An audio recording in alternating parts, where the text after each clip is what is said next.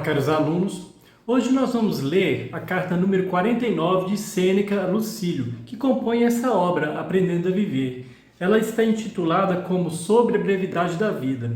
Essa carta de Sêneca, ela discute um tema muito relevante para ele e é abordado de maneira mais profunda numa outra obra que tem o mesmo título, Sobre a Brevidade da Vida. Nessa carta nós temos a principal ideia daquela obra, a de que a vida não é curta, mas que as pessoas fazem mau proveito dela, desperdiçando o tempo com coisas supérfluas. Ou seja, de nada adianta a gente viver muito se não viver bem. Muito melhor seria viver pouco, mas viver com intensidade. Não no sentido de buscar muitas tarefas, mas no sentido de valorizar aquilo que deve ser valorizado, ou seja, aquilo que vai fazer o ser humano ser feliz. Nesse sentido, a consciência da finitude da vida ela não traria sofrimento para o ser humano, mas serviria como um marco para pensar o valor da existência. Então vamos aqui à carta para poder a gente entender o que Sêneca tem a nos dizer. Da brevidade da vida. Meu Lucílio, é de fato alguém indiferente e negligente quem traz à memória um amigo a partir da visão de algum lugar. Algumas vezes, lugares familiares evocam em nosso espírito a lembrança adormecida, permitem que a memória se apague, mas a despertam do torpor. Assim, se reanima a dor de quem sofre, mesmo que seja algo já amortecido pelo tempo, tal como a visão de um servo doméstico ou uma roupa ou a casa.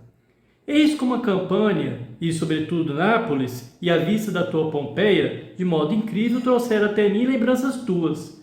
Tu estás inteiro diante dos meus olhos. É como se fosse o momento de nossa despedida.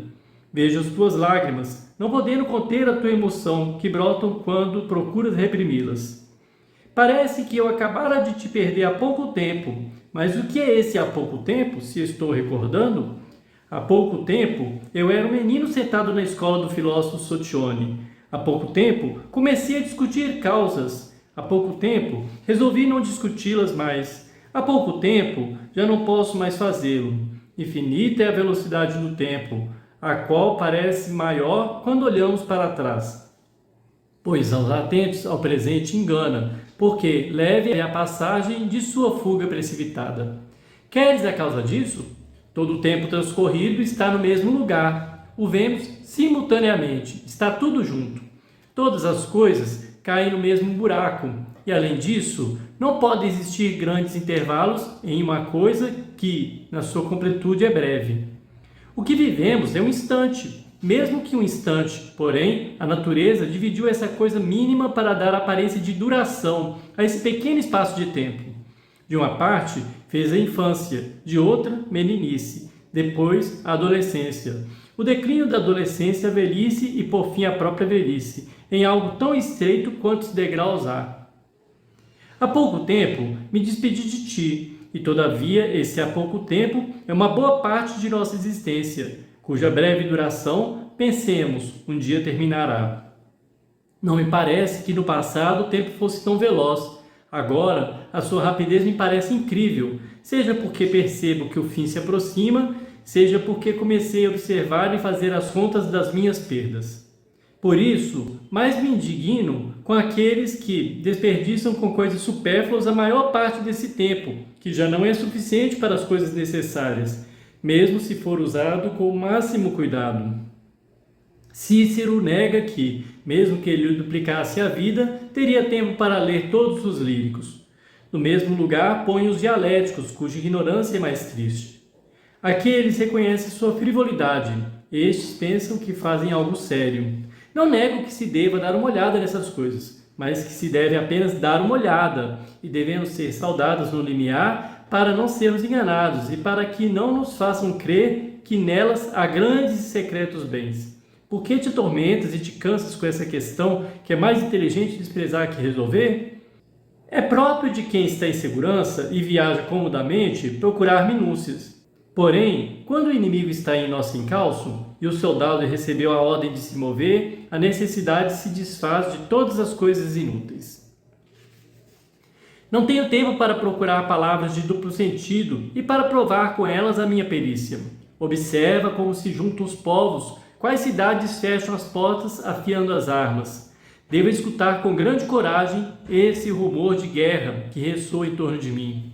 Com razão, a todos pareceria louco se, enquanto mulheres e velhos juntam pedras para fortificar o muro, enquanto a juventude armada entre as portas da cidade espera ou reclama o sinal de partida, enquanto os dardos inimigos vibram contra as portas e o próprio solo treme devido a túneis, galerias subterrâneas, eu permanecesse ocioso e colocasse esse tipo de questiúnculas.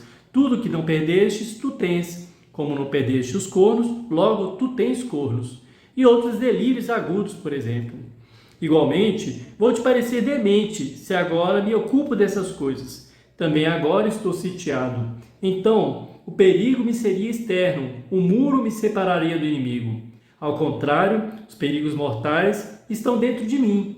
Não tenho tempo para essas bobagens. Tenho nas mãos um imenso negócio. O que devo fazer? A morte me segue, a vida foge. Ensina-me algo contra esses males. Faz com que eu não fuja da morte, que a vida não fuja de mim. Encoraja-me contra as dificuldades, sobre a equanimidade, acerca dos males inevitáveis. Relaxa as angústias da minha idade. Ensina-me que o valor da vida não está na sua duração, mas no uso que dela pode ser feito, que pode acontecer, como acontece com frequência, que quem viveu muito, muitas vezes, viveu pouco. Dize-me, quando eu estiver por adormecer, podes não acordar mais, e quando eu estiver acordado, podes não dormir mais. Dize-me quando eu estiver eu saindo, podes não voltar, e quando eu estiver de volta, pode ser que não saias mais. Erras se pensas que apenas na navegação a vida se distancia pouco da morte. Em todo lugar essa distância é tênue. A morte não se mostra em todos os lugares, mas em todos os lugares ela está próxima. Dissipa essas trevas e mais facilmente me ensinarás as coisas para as quais já estou preparado. A natureza nos criou dóceis e nos deu uma razão imperfeita, mas capaz de se aperfeiçoar. Discute comigo sobre a justiça, sobre a piedade, sobre a sobriedade, sobre as duas formas de pudor, aquela que não viola o corpo alheio, bem como a que cuida de si mesmo. Se não me quiseres conduzir por desvios, chegarei mais facilmente à meta a que me dirijo. Pois, como diz o famoso trágico, o discurso da verdade é simples. Assim, não é preciso complicá-la, pois nada convém menos a um espírito que tem grandes aspirações que essa inferior astúcia. Passa bem.